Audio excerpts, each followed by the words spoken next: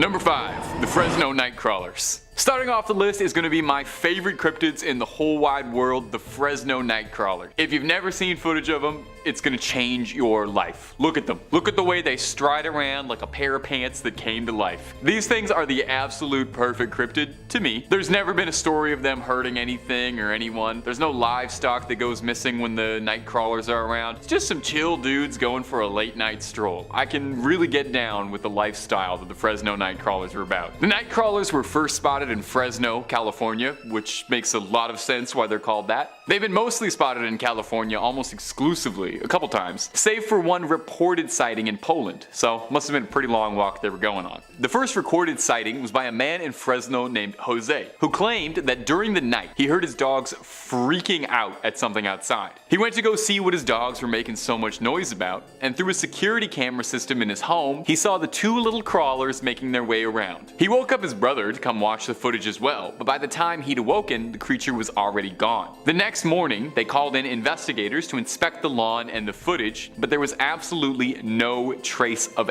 anything. No footprints, no spots, nothing. All they had was grainy CCTV footage of the night crawlers making their way down the lawn. Since their sighting, there's been endless debate as to just what the night crawlers are. Some suspect spirits or ghosts because they do look kind of spectral in the video, but a number of people have also put forward the idea that the night crawlers could be visitors from another world. They don't look like anything on this planet, so maybe they came down.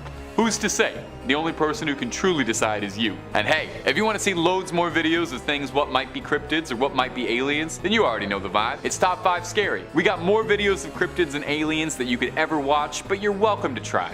Stay subscribed and don't miss a scream. Number 4.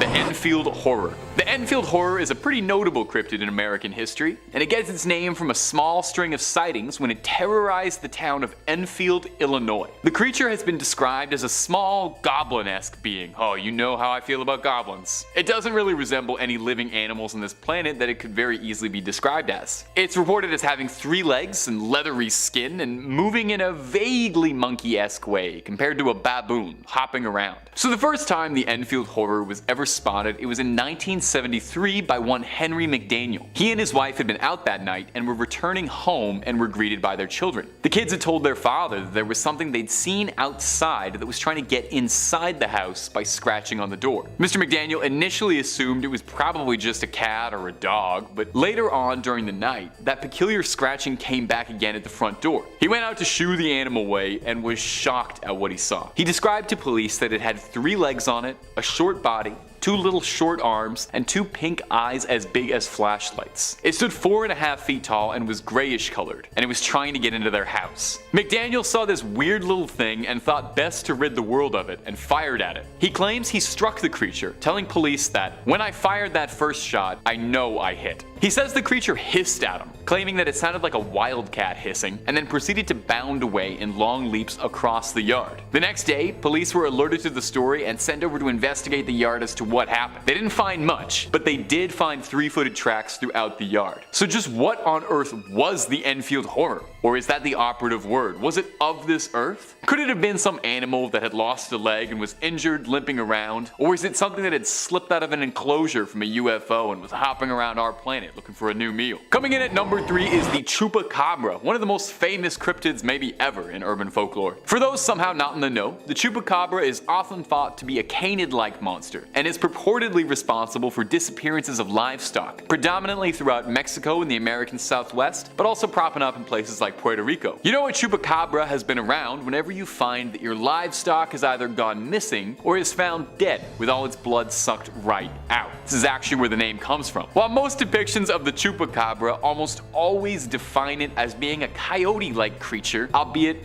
a twisted, mangled-looking one, usually described as a totally hairless dog with beady black eyes and a sleek figure, there are some stories and sightings of Chupacabras that describe it as being more like a demon or an alien. describing it as being a humanoid creature, often reptilian in nature, walking around on two legs and feeding on livestock. In all the years since chupacabras have first been reported, though there are countless sightings, there's never been a fully recovered one that we couldn't explain. Everything that's been found by hunters always ends up turning out to be dogs with mange, being misattributed to being the cryptid. So maybe, is it possible that there's been a giant mix-up, and all the sightings of chupacabras that report them as canines are just that, just sick dogs that get mistaken for looking something weird, and that the real chupacabra is the reptilian, more bipedal sightings that get reported? It could explain why there's never been one recovered, and why livestock keeps going missing under bizarre circumstances. It's even possible that the drained livestock could be creatures that have been recovered to study, abducted under bizarre experiments. Could chupacabras themselves be in a bizarre experiment that's been unleashed into our world? A hybrid chimera breed that was created by alien life and let loose on us to run havoc on us? Number 2.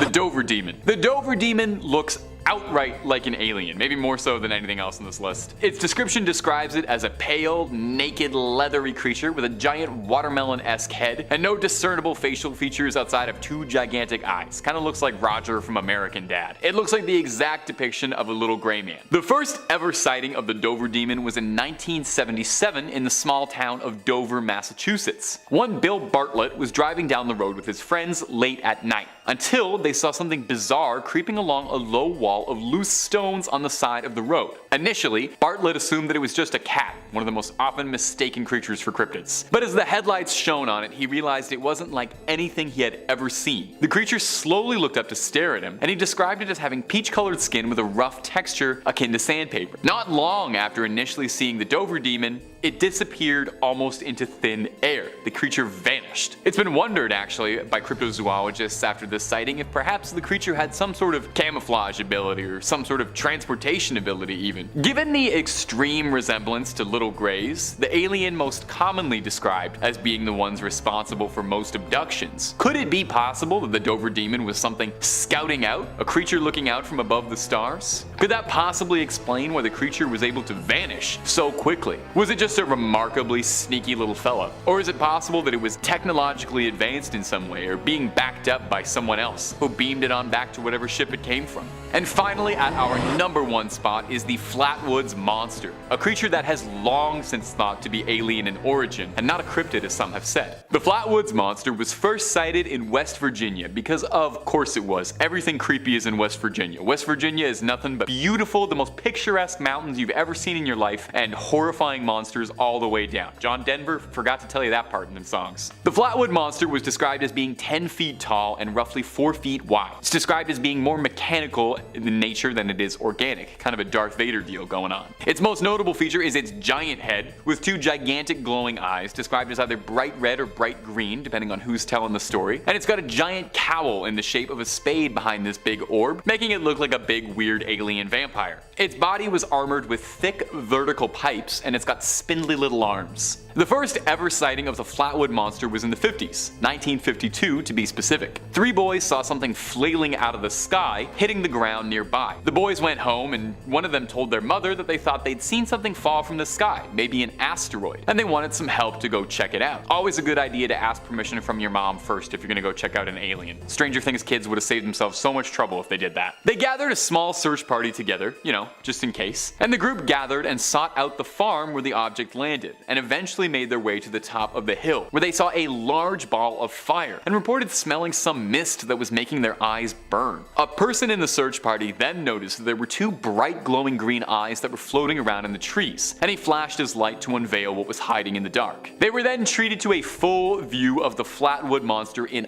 all of its horror. The creature then hissed at them and flew upwards into the night, never to be seen again. Now, over the years, detractors have claimed that the Flatwood Monster could just have been the darkness playing tricks on people's eyes, and that it could have been just a barn owl obscured by shadow. I definitely kind of see that. I see a similar enough face shape. Barn owls are kind of weird looking, but I feel like the size would be hard to misunderstand. Plus, that doesn't really explain off the mist that was making everyone's eyes burn, or the strange thing that fell from the sky. If you ask me, there's a lot more to say the Flatwood Monster is an alien than there is to say it's an owl. Number 5. Ghosts and the Men in Black. Our first story comes to us from the internet's front page and a very reputable trusted news source, Reddit.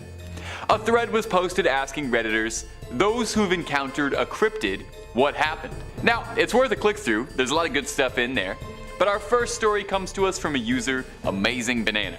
He describes being at a park with his partner, stargazing and enjoying the night. The park was smack dab in the middle between a little suburb and on the other side, some dense foresty area. As the two were sitting and cherishing the moment, making precious memories, our storyteller heard something coming out of the woods that sounded like somebody stomping around. Concerned about something suspicious happening, he looked up to try and see what was going on. He described seeing something walking around, hunched over and walking on 4 legs, wearing what looked like a white cloth over it.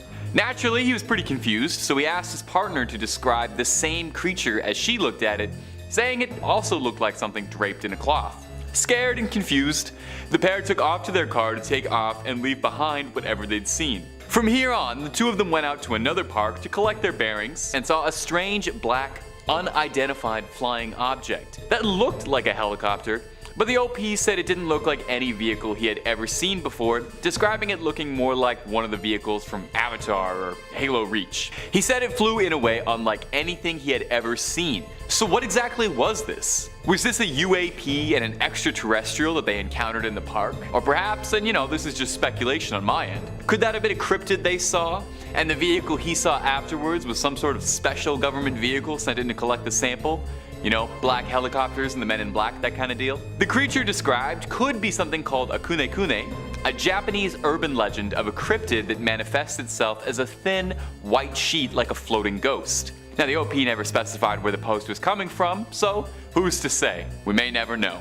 If you like cryptid videos and you like UAP videos, I have got boxes of cryptid and UAP videos. Just check them out on the channel and hey, toss a subscribe if you're feeling generous. Number 4, the Enfield Horror. Enfield, Illinois was supposed to be just another calm, regular old Midwestern town. Sadly for the residents, it would be plagued by cryptid sightings, its most famous being the one named after the town, the Enfield Horror. The Enfield Horror was described as a short, squat beast with 3 legs, 2 small arms, and bright eyes like flashlights, standing a bit under 5 feet tall. It has leathery, wretched skin and is not the kind of thing you ever want to see. The first spotting of the creature was in 1973 by one Henry McDaniel, a local Enfield resident. One night at around 9:30, McDaniel and his wife returned home to their children, telling them they'd seen something scratching on the door. Later in the evening, McDaniel heard something scratching at the door as well. He went out to see what it was, expecting to see just a neighborhood dog, but instead was greeted by the entity now known colloquially as the Enfield Horror. McDaniel fired at the monster and claims he did hit it, but the beast shrugged it off and hissed back at him, and then bounded away in long leaps across the yard. He reported it to the police, who came to investigate, and they didn't help too much, but what they found was concerning. 6-toed footprints and patterns in a 3-footprint pattern. And later that day, there was another report of someone else being jumped by a creature that seemed remarkably similar to the creature described by McDaniel. And this is far from the only 2 sightings of the Enfield Horror. After this initial encounter, sightings popped up pretty frequently around Enfield. No one ever found the Enfield Horror, and whatever it was has never been confirmed. So it could still be out there. Number 3, Wolfman. Of all the monsters out there, especially like the Universal monsters, my all-time favorite are probably werewolves. I don't really know why, just absolutely loved them. I used to draw them in my homework as a kid all the time. I really wanted to be a werewolf. I was bizarrely obsessed with them, so I'm a sucker for anything about them. Take a listen to this story here. A reporter on BuzzFeed asked the BuzzFeed community if anybody had any interactions with cryptids, and this story shared had me howling. That's a little wolf pun for you. Okay, sorry, let's get into it. One night when there was a blood moon, I decided to try and get some good pictures and went to a secluded spot just outside of town. Pulling in, I noticed a tree had fallen by a nearby creek, right about where you'd park your car to fish. I started setting up my scope and camera, and I heard a lot of rustling around the brush. Coyotes are common enough, and I had my pistol on my hip, so I didn't pay it much mind. The rustling soon became more akin to something violently chasing through the woods. At this point, I stopped what I was doing and shined a light to try and see what it was, but I couldn't see anything.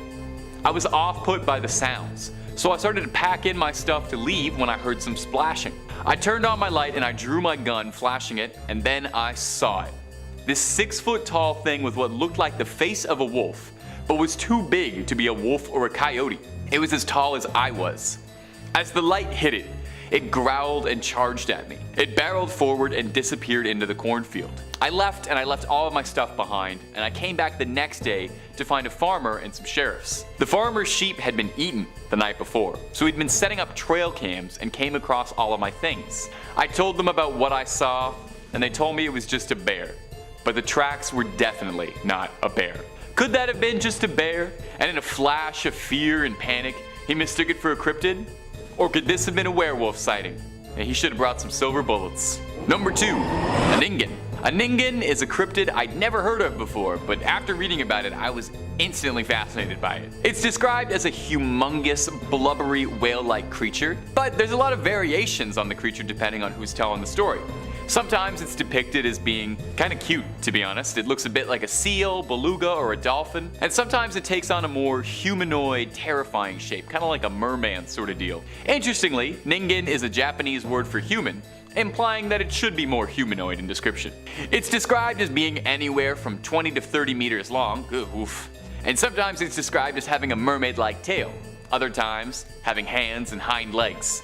Basically, one of the few recurrences across all the legends is that it's got ghastly pale, white, blubbery skin, and is described as having a very blank face, with black eyes being one of the only notable features. They're first described around the 20th century, with most sightings of them occurring around the 2010s.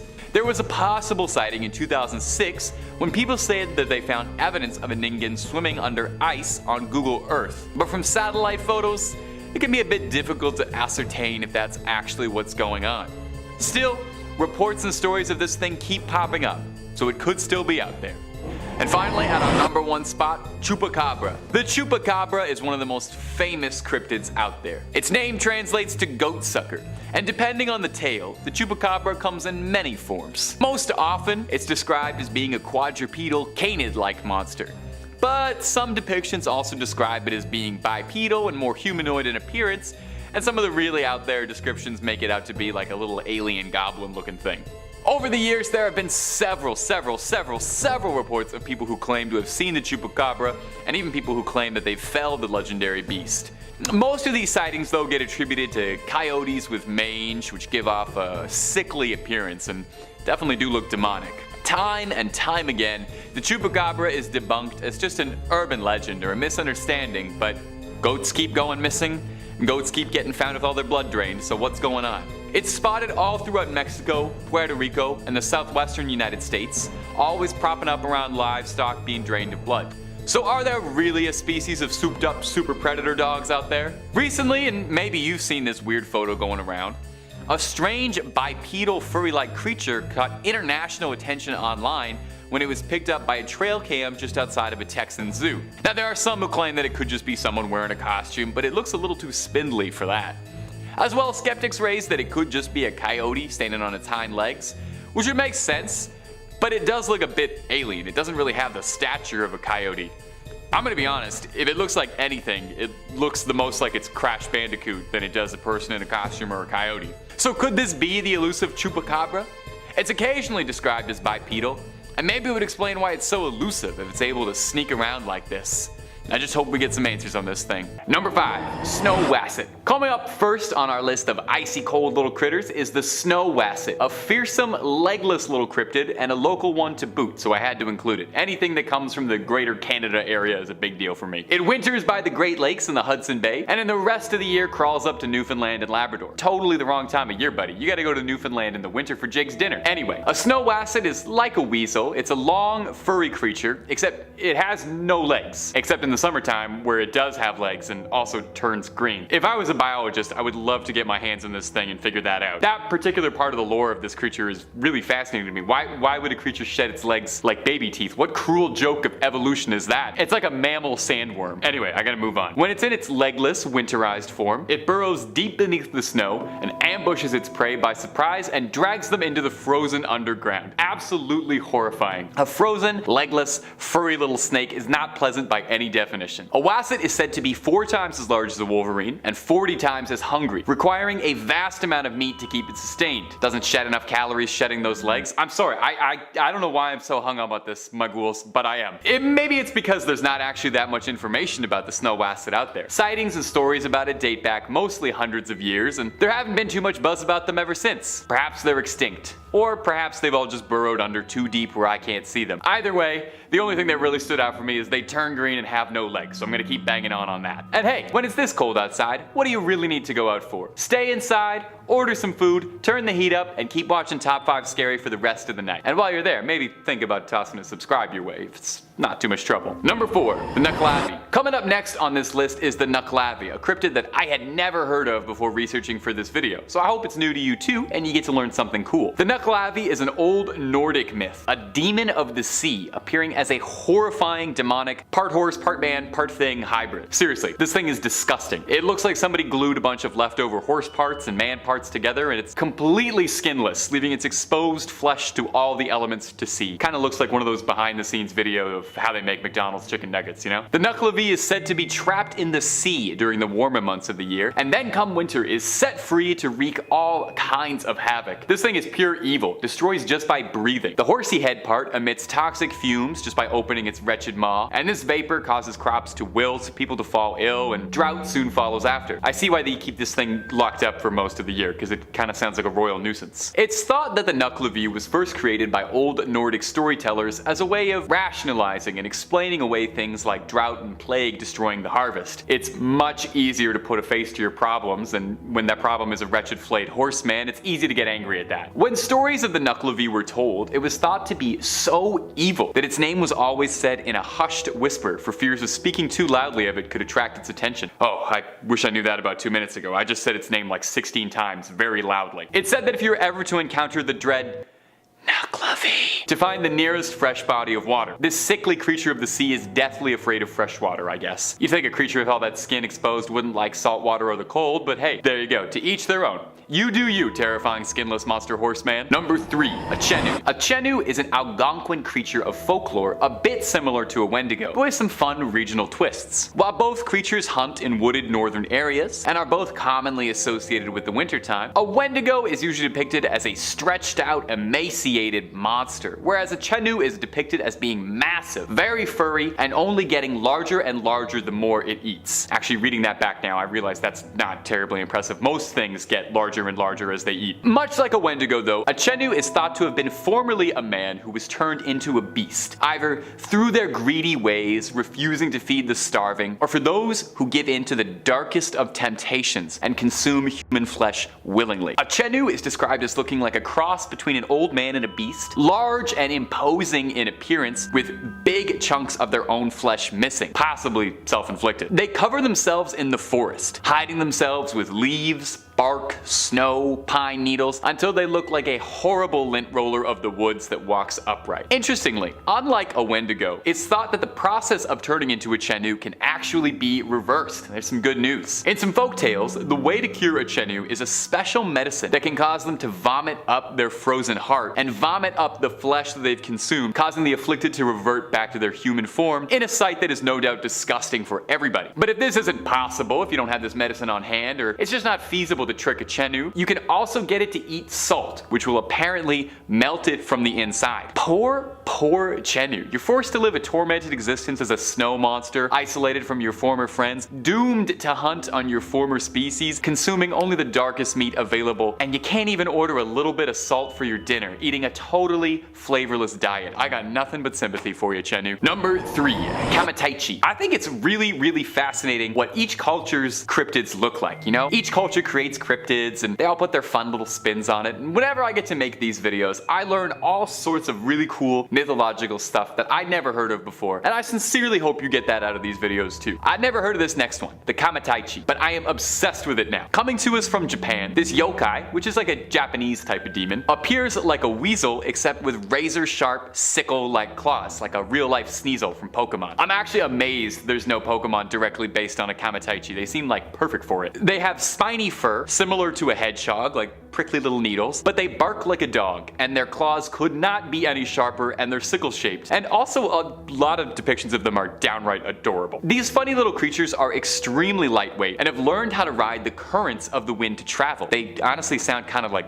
radical in like a California surfer way. The legends of the Kamaitachi come out of the Chubu region of Japan, when vicious cold winds were so powerful they would cut people down directly. And these legends would take the form of the spirit called the Kamaitachi, which was the winds themselves as this furry little miscreant. It would attack at your legs, causing you to fall down, exposed and helpless, while it sucked at your blood. It's said that no blood occurs from their woundings because of this, as a Kamaitachi moves so quickly and sucks it all up. That's almost considerate of it, doesn't leave a stain. These creatures move so quickly, and they're so good at hiding, that they're apparently completely invisible to the naked eye, appearing as nothing more than a sharp, freezing wind on your skin. Amusingly, there's some debate as to whether or not a Kamaitachi's true origin is actually nothing more than a silly pun. There's a stance samurai would use called a Kamaitachi, translating loosely to sword stance, which would explain, you know, it's a sharp thing. I don't know where the stance comes in, but it's sharp. However, there are legends all throughout Japan, throughout many regions, all telling stories of creatures that ride the wind and attack humans, and the sickle weasel remains among the most popular and among the most adorable. Sorry, Kamaitachi, you are just so cute. If anybody knows where to get like a stuffed toy of this little guy, please comment under the video. I need to know. Number 1, the Yeti. Coming in at the number 1 spot, a mainstay of any trip to the mountain, the Yeti. I mean, who else could possibly take the number 1 spot on a list about winter cryptids? Maybe Rudolph the Red-Nosed Reindeer. Does he count as a cryptid? I guess he was. Maybe he's more like a mutant. Anyway, a Yeti is an American manufacturer specializing in outdoor products such as ice coolers, vacuum insulated drinkware, and I'm reading the wrong one. So Sorry. Let's do that again. A Yeti refers to an ape-like creature thought to live in the mountains in the Himalayas, standing upright like a man and walking on 2 legs, and is usually pretty big, like 8 feet tall, with long arms, broad feet, and long brownish hair and sunken eyes. It kind of sounded a bit like me, to be honest. While it's pretty common to draw a Yeti as just being like a big giant white gorilla, they're actually pretty different, and most traditional depictions of a Yeti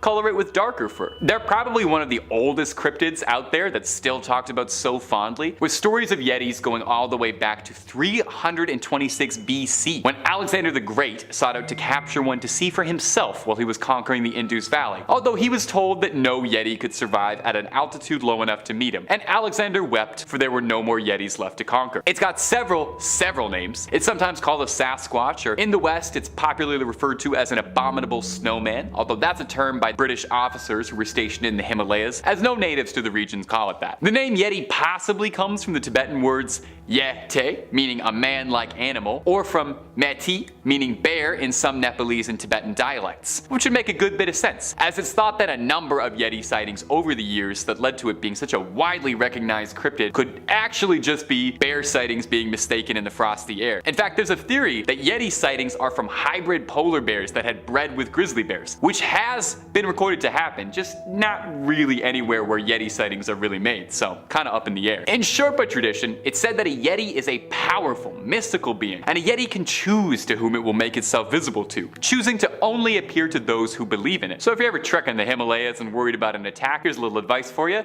just don't believe in it. Although there are a good number of people who believe that the Yeti are an intelligent enough species that just want to be left alone to their own devices, living peacefully in the mountains. Not so abominable after all. Number 5, Kamaitachi. I love doing videos and lists like these ones because I get to spend a lot of time researching into these different cultures and cryptids I never really would have known about without these opportunities, so thanks for watching stuff like this so I can keep on doing them. That's my greedy reason behind it. I just like learning. Our first cryptid from the land of the rising sun is going to be the Kamaitachi. This yokai appears as a weasel with razor-sharp sickle-like claws. If you're a Pokemon head, big Pokemon fan, Sneasel from 2nd Gen, the Dark Ice type, he's based on a Kamaitachi. They've got spiny fur, similar to a hedgehog, and they bark like a dog, and they have razor-sharp claws. These adorable, funny little guys are extremely lightweight, lighter than the wind itself even, and as such, travel by gusts of wind soaring through the sky like they're radical, furry little windsurfers. Legends of the Kamaitachi first came about in the Chubu region of Japan, notorious for its icy sharp winds that were so powerful they would blow men over. These legends then took the form of the Kamaitachi, the winds literally personified as this little vermin miscreant. It attacks you in the legs and it knocks you over. You're all exposed exposed and helpless, well, it picks away at your vitals with its little sickle hands. These creatures are surgical when they strike. A Kamaitachi sucks away and feeds on any of the gore left behind by their wounds. These creatures are said to be totally stealthy, impossible to see with the naked eye, and blend into their surroundings well. And here's some pedantic little wordplay trivia. I know all the kids at home love pedantic wordplay trivia. There's some debate as to whether or not Kamaitachi's name is nothing more than a cheesy pun. There's a stance that old sword fighters in Japan would use called Kamaitachi, translating loosely to sword stance, and well, you can see if you just literally squish those two sounds together. And if you're looking for way more cryptid content, creepy tales, true stories, fake stories, aliens, conspiracies, horror movies, and basically just about everything weird and freaky that could possibly happen on this world, Top 5 Scary is the place to be. So hit subscribe, ring that bell when you do, and stay scared. But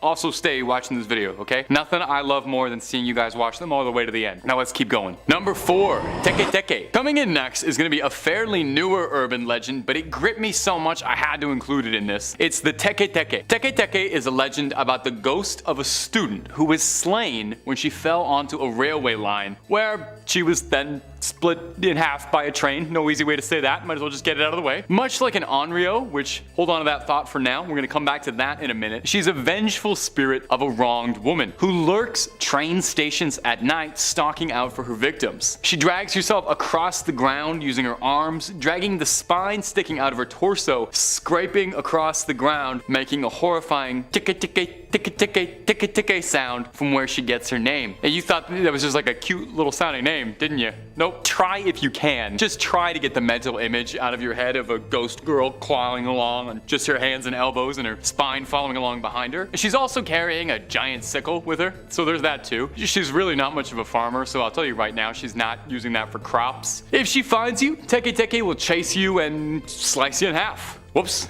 Some variations say that she only takes your legs, which I guess is better, but really not by much. There's a specific variation of the legend that gives Tekite a bit more backstory for her origin, saying her name is Kashima Raiko, and she's a specific entity. She died when her legs were severed from her body, and the next part gets a bit creepy, so you might want to grab onto something, maybe put a little salt circle around your computer. It's said that when an individual learns of Kashima's story, she'll appear to you within the next month.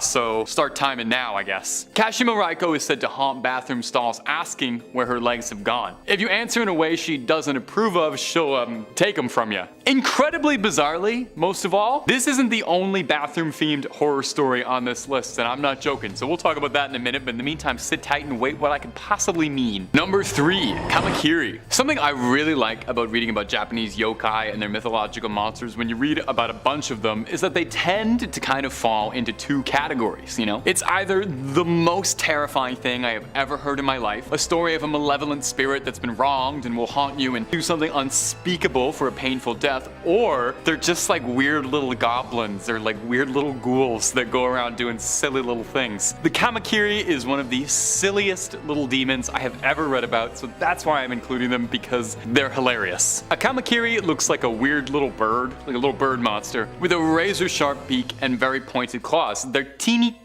tiny and very sneaky to move undetected. So what does the dreaded Kamakiri do? Are you ready for this? Hold on to something, because this is going to terrify you. It breaks into your house at night and it cuts your hair. They hide in your roof and they wait at night for the perfect moment to strike, and then they go in and they just mess up your perfect do. They layer it all weird. They cut the ends right off. They frost your tips, and they go after anyone, okay? They're not picky. If you've got a head of hair, they want to snip it up. Only the baldies are safe now. They wait until you're asleep, and if you're wondering, you're just sitting there like, why would anyone tell a story about this monster? Why would anyone make this up? It was in periods of Japanese history when long hair was really the only fashion and accepted hairstyle. I would have done great. So the idea of a nobleman having his hair cut in the middle of the night was like spine chilling. These days though, it just makes Kamakiri sound like he's like a college prankster than it does a real monster. But that's only half of why I thought this creature was so funny. Aside from the split end touch-ups, a Kamakiri cutting your hair is said to be a sign that the victim is about to unknowingly marry a yokai. Shapeshifters like Yorigumo or Kitsune can trick trick young men into marriage. So the Kamakiri steps in and he cuts your hair to let you know you might accidentally end up marrying a demon spider shapeshifter woman. And I just got paid to say that sentence out loud. We made it, ma. Kamakiri, you might win the top 5 scary award for one of the funniest cryptids we've ever talked about on the channel. A solid number 2 compared to my true favorite, Akaname, the demon that comes into your bathroom and eats waste, which I guess would make him number 2. That's the rudest joke I'll ever tell on this channel. I'm so sorry. You guys can cut that if you want. Okay, moving on. Number 2, Akamanto. The Akamanto, also known as the Red Cloak, is a masked spirit and may very well be one of the most evil, weird creatures I've ever heard described in folklore, so just wait till you get a load of this. Not like any good folktale, there are some local variations in how Akamanto operates, but the elements that remain consistent across all tales are that the Akamanto preys on you during your most personal moments. You know, he tends to come for kings who sit on a porcelain throne. He visits you in the smallest room in the house. He catches you with your pants down. This demon comes for you when you're on the toilet, if that isn't quite getting across yet. I didn't know how to just say it. The Akamanto then offers you a deadly choice, pulls a little matrix on you, and it asks you to choose between red toilet paper or blue toilet paper. Kind of like that one scene from Squid Games with the guy offering the paper. Actually, a little funny trivia, the creator of Squid Games confirmed this monster is what inspired that scene, so a little symbolism about that you didn't know about before and now you do. Now, it's all a trick question, of course. Neither of the toilet papers this ghastly spirit has for you are anything like the Royale kittens. The red paper means you'll find yourself all cut up, leaving behind quite a mess, and the blue option means you'll be left gasping for air, clean but slow and painful. The only way to escape the Akamanto's dreaded game is to tell him you've got enough, actually, and thanks for asking, but you're good. No, really, you just have to ignore him tell him you're good, or flush quick and hightail it out of there. You know, don't play it smart with him. Don't ask him for purple. Don't ask him for sandpaper. No wise guy answers. He's a toilet paper demon. He doesn't want to hear any of that. It's said that if you mess with him, you mess with the Akamanto, he drags you feet first into the underworld. At least he doesn't flush you. Why did they make that? Why did the backstory behind the toilet paper demon? I do not know. Okay, number 1, Onryo. And our number 1, I went with the Onryo. And Onryo translates almost literally to a vengeful spirit, and in every definition of the words, that statement rings true. They're also sometimes called hatred spirits, because an Onryo is specifically a ghost of someone who is capable of causing grievous harm to the living. Onryo are almost always depicted as women who were wronged in their life. They're not exclusively women, but majority of them are. They were traumatized by their death, and they spend the rest of their days exacting revenge. God forbid women do anything fun, huh? Nailing down exactly what an Onryo is capable of is difficult, because there are so many countless interpretations of the vengeful spirit. But just know at home that nothing good ever comes out of crossing an Onryo. You can expect things like sleep paralysis, telekinesis, curses, evil magic. Like I said, really nothing good. It's worth noting that as part of the legend of an Onryo, her vengeance can never be satisfied, no matter how many enemies she fells in her wake. An Onryo will go after her lovers, family, whoever she had the most lingering pain for. And after she's done with that, well, she'll just attack indiscriminately. You gotta do something with the day, right? Onryo are a very traditional Japanese story, popping up in a lot of performance art pieces like No, Kabuki, and Rakugo, and they even continue to be the center stage in modern works. Probably the most famous Onryo I think most Westerners would know about is Sadako Yamamura from The Ring, otherwise known as Samura if you only saw the American version, and if you have, you gotta fix that at some point for me, okay? And Onryo traditionally is described as wearing a white barrio kimono. She's got wild, unkempt, long black hair obscuring her face, and in stage plays with dramatic white and blue paint, so just, she looks like the girl from The Ring, basically. And how does one stop an Onryo? Oh, you don't. Yeah, there's nothing. Once she's coming for you, she's coming for you, so, you know, be nice. Just be nice to the ladies in your life and hope that they never come back as vengeful revenge spirits.